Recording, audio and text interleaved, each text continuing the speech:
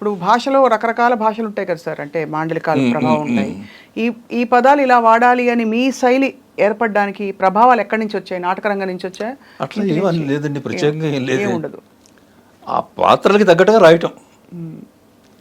Devdas cinema కూడా నేను కామెడీగా రాయగలను. దేవదాస్ సినిమా రాయమన్నారు అనుకోండి, నేను కామెడీగా రాసుకుని వెళ్ళిపోతాను, మొత్తం ఫుల్గా నవ్విస్తాను దేవదాస్ని.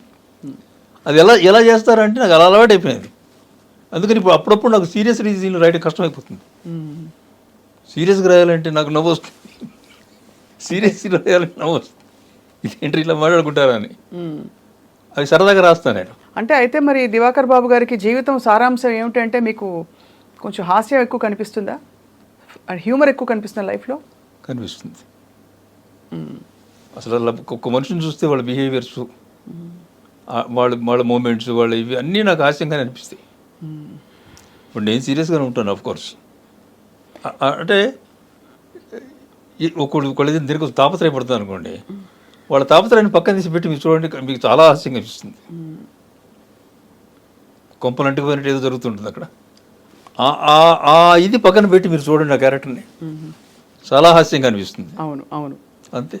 చాలామంది దర్శకులు మీ వల్ల, మీరు అంటే సినిమాకి కథలు రాయడం వల్ల, మాటలు ఇవ్వడం వల్ల హిట్ అయ్యారు అని అంటూ ఉంటారు. అలాగే మీ ప్రయాణంలో మిమ్మల్ని ఇన్స్పైర్ చేసిన రైటర్స్ ఎవరు సార్? ఆత్రేయ గారు. ఆత్రేయ గారు సినిమాల్లోకి రాకముందు నుంచే నాకు ఆత్రేయ గారు అంటే చాలా ఇష్టం. ఎందుకంటే బ్రెవిటీ, క్లుప్తత, చాలా క్లుప్తంగా చిన్న మాటల్లో పెద్ద విషయం చెప్తాడు ఆయన. ఉదాహరణకి ఏమైనా చెప్పగలుగుతారు సార్, గుర్తు చేయడానికి ప్రేక్షకులు? విశ్వశాంతి అనే ఒక నాటకం ఉంది ఆయనది. దాంట్లో జనం అందరూ గాలివాన వల్ల దేనివల్ల మొత్తం ఇళ్ళన్నీ పోగొట్టుకుని ఆ ఊరి పెద్ద ఒక ఆయన ఉంటాడు. ఆయన తల్లి ఒక ఆవిడ ఉంటుంది, ఒక క్యారెక్టర్, ఆవిడ పేరు భారతమ్మ, ఇది క్యారెక్టర్. ఆ ఇంటికి వస్తారు అందరూ. వస్తే రే వనంలో తడిసిపోతున్నారా, లోపల రండి అంటుంది. అంటే నెక్స్ట్ డైలాగు వాళ్ళేమంటారు, అమ్మ పెద్దోళ్ళు మీ ఇంటికి మేము అడుగు పెట్టడం ఏంటమ్మా, దేవాలయం లాంటిది, ఇక్కడే ఉంటాం అమ్మ, తలదాచుకుంటే చాలు అని వాళ్ళు ఏదో అంటారు. అంటే దాని తర్వాత ఏ రైటర్ అయినా ఏం రాస్తాడంటే, ఎక్సెప్ట్ ఆత్రేయ ఇంకే రైటర్ అయినా ఏం రాస్తాడంటే, అదేమిటి అలా అంటారు, మీలో ప్రవహించేది రక్తమే, నాలో ప్రవహించేది రక్తమే, చంద్రుడు వెన్నులిచ్చేది మనందరి కోసం ఇస్తాడు, నీ కోసం నా కోసం కాదు, సూర్యుడు అంతే, ఇలాంటి పిచ్చి పిచ్చి మాటలని రాస్తారు. ఒక ఆత్రేయ ఏం రాశాడు తెలుసాడండి, అదవల్ల ఎవరులండి, ఆ ఒక్క మాటలో మొత్తం చెప్పేశారు. అమ్మ అయిపోయాడు వాళ్ళకి, అంతమంది జనాలకి అమ్మ అయిపోయాడు ఆయన. అదవల్ల రెండు లోపలికి అంది. ఆత్రేయ మాత్రమే రాయగలరు. ఆత్రేయ గారు మాత్రమే రాయగలరు, మీరు మాత్రమే అది పసిగట్టుంటారు. తెలుస్తుందండి, చాలా మంది తెలిసింది. అని తెలిసిందా? అంటే ఒక వాక్యంలో ఉండే ఆంతర్యం అది మీరు పట్టుకున్నారు. అది అర్ధాంగి అనే సినిమాలో వీళ్ళ సావిత్రి మీద ఏవో చెప్తారు, ఎవరి గుమ్మడి గారికి. గుమ్మడి వచ్చి మున్సిఫ్, ఆ క్యారెక్టర్ మున్సిఫ్ క్యారెక్టర్. ఆ క్యారెక్టర్ అది కోడలే, అమ్మాయి ఎవరో కాదు, కోడలే. అమ్మాయి మీద అలా చేసింది ఇలా చేసింది అని ఏదో ఎక్కిస్తారు జనం. ఎక్కిస్తే ఆయన కోపడటానికి లోపలికి వెళ్తాడు. వెళ్ళిన తర్వాత ఆయనకి ఏదో ఒక విషయం తెలుస్తుంది, ఆ అమ్మాయి కరెక్టు, మీరు చెప్పిన వాళ్ళందరూ తప్పు అని చెప్పి ఆయనకి తెలుస్తుంది. బయటకు వచ్చాక ఏం చెప్పాలండి, ఎదవల్లారా ఏమిటి మీరు చెప్పింది, ఆ అమ్మాయి ఇట్లా మాట్లాడింది ఇంత రాయాలి. ఆయన అంటాడు, మునసబుగా వెళ్ళాను, ముద్దాయిలా వచ్చాను అంటాడు. అంటే ఏదో జడ్జిమెంట్ చేద్దామని వెళ్ళాను, నేనే ముద్దాయి వెనక్కి వచ్చాను. అది చూసి ఎవడరా వీడు ఇంత బ్రెవిటీగా రాశాడు, ఎవడు వాడు చెప్పి అడిగట్టు పుల్లయ్య గారు. ఆత్రేయ కొత్త కుర్రాడు వచ్చాడండి. అలా సార్. సో మీరు మీ శైలి మరి దర్శకులు చెప్తారా మీకు ఎంత లెంగ్త్ కావాలి, లేకపోతే మీరు ఇచ్చేసే సీన్ అదే ఎంత లెంగ్త్ కావాలన్నది సీన్ పడటం వరకు అంతే అంతే. అది ఒకటి చెప్తే వచ్చేది కాదు. దర్శకుడు కూర్చుంటాడు, ఒకసారి మేమే చేస్తాం యాక్చువల్గా, ఒకటి రెండు డైలాగులు ఎక్కువ అవచ్చు, తక్కువ అవచ్చు, కావాల్సింది ఏంటంటే సీన్ పడటం. ఇంత రాయాలి, ఒక పేజీ రాయాలా, అర పేజీ రాయాలా, 4 డైలాగులే రాయాలా, ఒక డైలాగే రాయాలా, సన్నివేశానికి ఎవడు చెప్తాడు, ఎవడు చెప్పడు. ఆ సన్నివేశం ఇంతవరకు పండింది.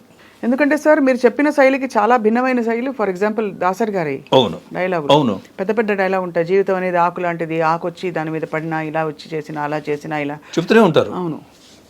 సో ఏమనిపిస్తుంది సార్ దాసరి గారి శైలి చూస్తే? నచ్చదు, నచ్చదు, నాకు నచ్చదు. ఇప్పుడు జనాలకి నచ్చింది, అవును, అది కూడా నచ్చింది జనాలకి. అవును. సో జనాలకి రకరకాలు నచ్చుతాయి. మీరు అడిగేది నాకేది నచ్చింది అడిగారు. అంతే అంతే అంతే కదా సార్. వారు సూపర్ హిట్, వీరు సూపర్ హిట్, వారి వారి వారి వారి ధోరణుల్లో. ధోరణి కరెక్ట్. అవును సార్. కొంతమంది అంటే అంత చెప్తే కానీ ఎక్కదు, కొంతమందికి ఒక మాటతో తెలిసిపోతుంది. మనుషుల్లో కూడా అంతే కదండి. అవును. కొంతమందికి ఎన్నిసార్లు చెప్పినా తప్పు చేస్తూనే ఉంటారు, కొంతమందికి ఒక్కసారి చెప్తే చాలు, ఇంక జీవితంలో పని చేయరు. సో అది వాళ్ళని బట్టి ఉంటుంది, ఆధారపడి ఉంటుంది. ఇప్పుడు సమకాలీన పంచ్ డైలాగులు, సన్నివేశాలు చూస్తే మీకు ఏమనిపిస్తుంది సార్? మీరు ఎలాగో ఇంకా కంటిన్యూ చేస్తూ రాస్తున్నారు కాబట్టి. బాగా రాస్తున్నారండి. అవును. ఇద్దరు ఎక్కువ మంది కాదు, అప్పుడు వస్తే ఇప్పుడు వస్తేనండి.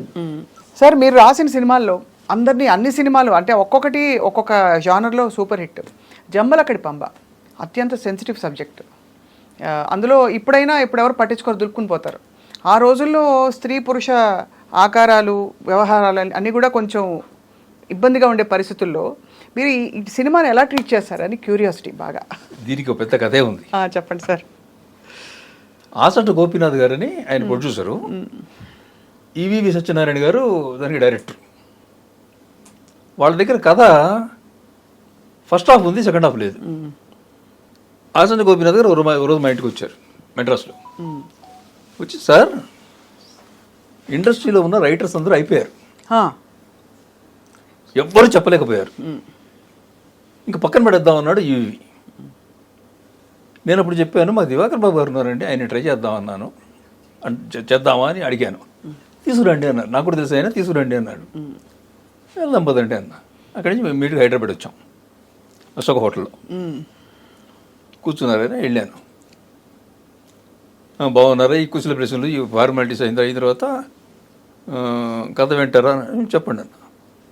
ఏంటోనండి ఇంతమంది వస్తున్నారు, వింటున్నారు, నేను కూడా ఇన్ని సినిమాలు తీశాను, ఫస్ట్ హాఫ్ ఉంది, సెకండ్ హాఫ్ దొరకట్లేదండి, లింకే దొరకట్లేదు సెకండ్ హాఫ్కి, ఏం చేయాలో అర్థం కావట్లేదు, మీరేమో చెప్తారు, నేను పిలిపించాం, చెప్పండి అన్న. కథ చెప్పారు. చెప్పి మీరు ఒక వారం 10 రోజులు ఎంత టైం తీసుకోండి, 10 రోజుల తర్వాత చెప్పినా నాకు పర్వాలేదు, చెప్పండి అన్న. ఒక 10 నిమిషాల్లో చెప్తా, మీకు ఏమైనా అభ్యంతరం అన్న? 10 నిమిషాల్లో చెప్తారా? ఎస్ అన్న. వెళ్ళి బయటకు వెళ్ళి 2 సిగరెట్లు కలుసుకొని వచ్చే లోపలికి. కానీ నేను వెంటనే చెప్పగలను, కానీ ఆ 10 నిమిషాలు గ్యాప్ ఇచ్చా. మరీ ఆలోచించకుండా చెప్పాడు అనుకోండి. అవును, అంతేగా. మరీ ఆలోచించకుండా చెప్పేసాడు అనుకోకుండా ఆ 10 నిమిషాలు కావాల్సిన గ్యాప్ ఇచ్చా. ఇచ్చి, ఏంటండి మీరు చంకలో పిల్లిని పెట్టుకుని ఊరంతా ఎత్తుతున్నారు, మీ దగ్గర ఉన్నదే సెకండ్ హాఫ్, ఫస్ట్ హాఫ్ లేదు మీ దగ్గర అన్నా.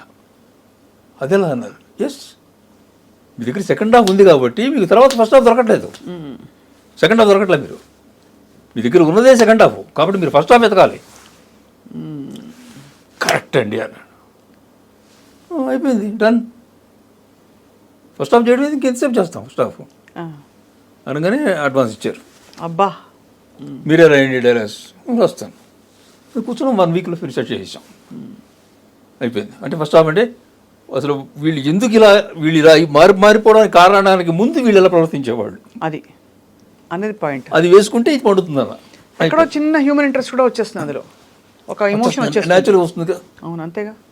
మొగుడు పెళ్ళాన్ని తిడుతున్నాడు, కొట్టాడు, అదే నెక్స్ట్ పెళ్ళాం వీడిని కొడుతుంది అనుకోండి, పండుతుంది. అలా అది క్రియేట్ చేయబడింది ఆ క్యారెక్టరైజేషన్స్.